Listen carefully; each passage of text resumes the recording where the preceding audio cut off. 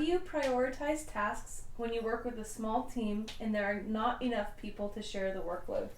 Okay, I love that question. How do you prioritize when you've got a small team and there's not enough people to share the workload?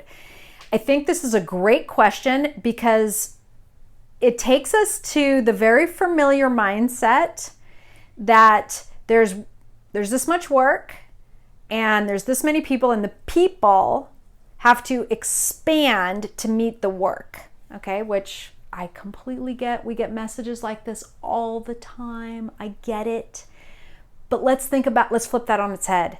What if we have this many people and this is how much work we can do? So why don't we bring those into alignment? Pull the work down to what's possible for the people.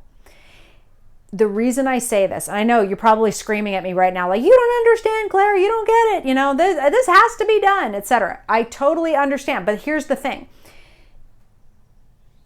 Either you as a team will ruthlessly prioritize and you will look for the 20% of activities that yield 80% of your results and you will stay focused. It doesn't happen that often, but let's say either that will happen or some other things will prioritize for you. And here's what they are.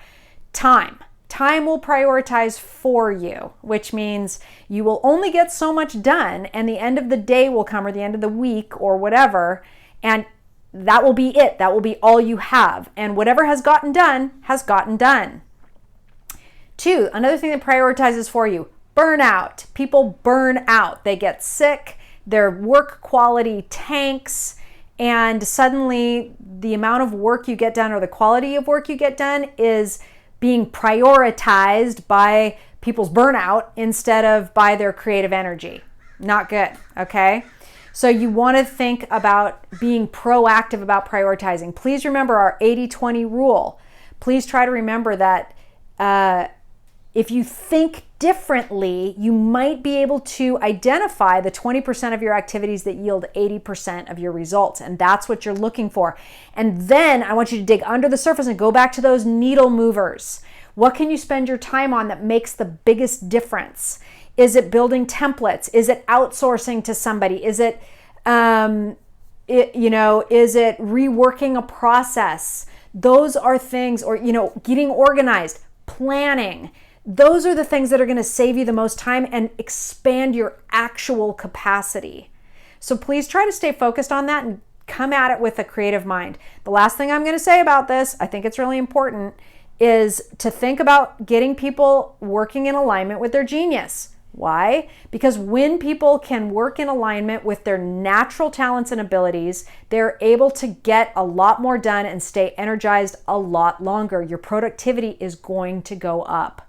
Okay, so it's not frivolous. It's actually sort of proven. It's proven by Gallup for sure around their whole Strengths Finder thing that when you work in alignment with your natural strengths and abilities, you're going to get a lot more done. So keep those things in mind and try to bring those two things into alignment, not by making people just do more, but by exerting pressure on the work volume and on what you're spending time on to get the right priorities aligned. I hope that helps. Thanks so much.